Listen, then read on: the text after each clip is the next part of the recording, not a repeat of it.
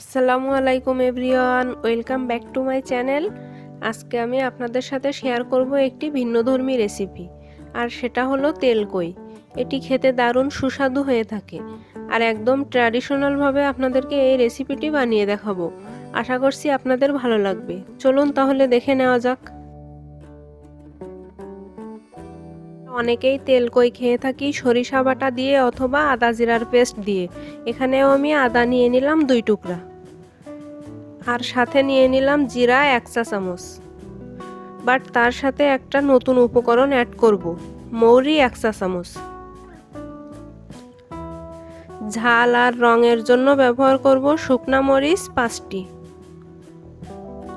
আর দিয়ে দিলাম 2টা এলাচ। আর এই মৌরি আর এলাচের জন্য তেলকইয়ের ভিতর থেকে অদ্ভুত সুন্দর একটা ঘ্রাণ আসবে। এখন এগুলো গরম পানি দিয়ে ভিজিয়ে রাখবো 10 থেকে 15 মিনিট, তারপর এগুলোকে ব্লেন্ড করে নিব। এবার মাছগুলোতে একটু লবণ হলুদ মাখিয়ে নিব। আমি এখানে 500 গ্রামের মতো কই মাছ নিয়েছি। এখন লবণ হলুদ কই মাছের গায়ে খুব ভালো করে মিশিয়ে নিতে হবে। আপনারা চাইলে এখানে লেবুর রসও দিতে পারেন। লবণ হলুদ মাখানো হয়ে গেলে আমি ম্যারিনেটেড মাছগুলো রেখে দেব প্রায় 10 থেকে 15 মিনিট।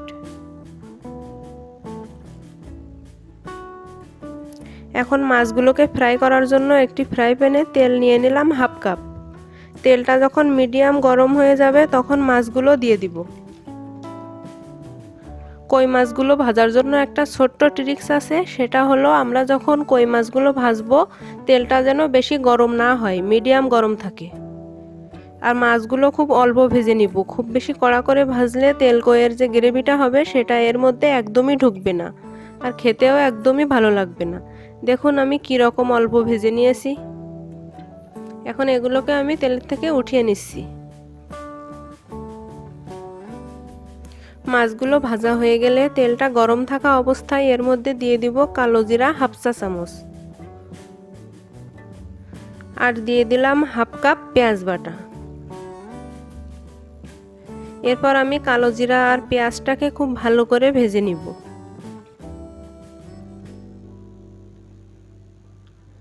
আর ভাজার সময় দিয়ে দিব 5 থেকে 6টা কাঁচামরিচ।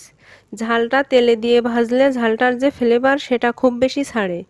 যখন দেখবেন পেঁয়াজটা 60% ভাজা হয়ে গেছে তখন আমি একে একে বাকি মশলাগুলো দিয়ে দিব। প্রথমে দিয়ে দিলাম 1 চা চামচ হলুদ গুঁড়া, তারপর দিয়ে দিব স্বাদমতো কিছুটা লবণ। এখন একটু কালারের জন্য দিয়ে দিব লাল মরিচের গুঁড়া 1 চা চামচ, আর দিয়ে দিলাম 1 চা চামচ ধনিয়া গুঁড়া। একদম ঘরোয়া উপকরণ, সব বাড়িতে মোটামুটি এগুলো থাকে। এরপর এই মশলাটাকে খুব ভালো করে কষিয়ে নিতে হবে। মশলা থেকে তেলটা ছেড়ে যাওয়া পর্যন্ত মশলাটাকে কষাতে হবে।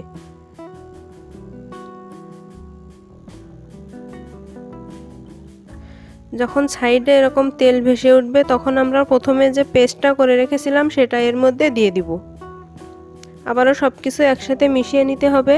এবার মশলা রাখার পাত্রটা ধুয়ে একটু পানি দিয়ে দিলাম। এখন আবারও সব কিছু ভালো করে মিশিয়ে নিচ্ছি। এখন এর মধ্যে দিয়ে দিচ্ছি 1 টেবিল চামচ টমেটো সস।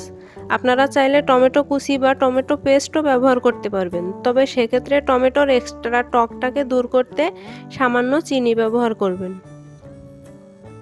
এই রেসিপিতে মশলাটা খুব ভালো করে কষাতে হবে, তাহলে খেতেও অনেক বেশি টেস্টি হবে। এখন আমার রান্না করতে আরও 1 কাপের মতো পানি লাগবে, সেটা দিয়ে দিলাম। এই রেসিপিতে আমরা খুব বেশি পানি ব্যবহার করব না, তেলকই একটু সেমি গ্রেভি ভালো লাগে।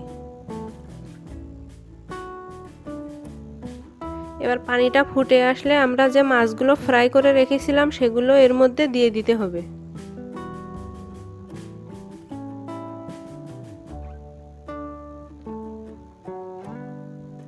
মাছগুলো দিয়ে ঢাকনা দিয়ে ঢেকে আমি 2 থেকে 3 মিনিট রান্না করে নিব।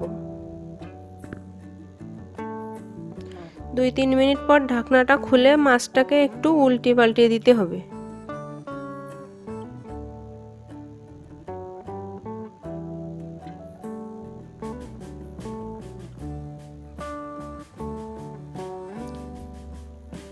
আমি আবারও ঢাকনা দিয়ে ঢেকে 5 মিনিট রান্না করে নিব। এই তো আমার তেল কইটা একদম রেডি। দেখুন কত সুন্দর তেলটা উপরে ভেসে উঠেছে। এখন চুলাটা অফ করে দিব। আর উপর দিয়ে একটু ভাজা জিরা গুঁড়া দিয়ে দিচ্ছি। এখন ঢাকনা দিয়ে ঢেকে 5 মিনিট রেখে দিব। তাহলে ভাজা জিরার ঘ্রাণটা খুব ভালো করে মাছের সাথে মিশে যাবে। এবার আমি মাছটাকে সার্ভ করে নিব। গরম গরম ভাতের সাথে এই তেল কইটা পেলে আর কোনো কিছুর দরকার হয় না। একবার এই রেসিপিটা ট্রাই করে দেখতেই পারেন। খুব তাড়াতাড়ি এবং খুব সহজেই হয়ে যায়। রেসিপিটা কেমন লেগেছে সেটা কমেন্ট করে জানাবেন। আর ভালো লাগলে চ্যানেলটা সাবস্ক্রাইব করতে ভুলবেন না। আবারও চলে আসবো নতুন কোনো রেসিপি নিয়ে। সে পর্যন্ত সবাই ভালো থাকবেন, সুস্থ থাকবেন। আল্লাহ হাফেজ।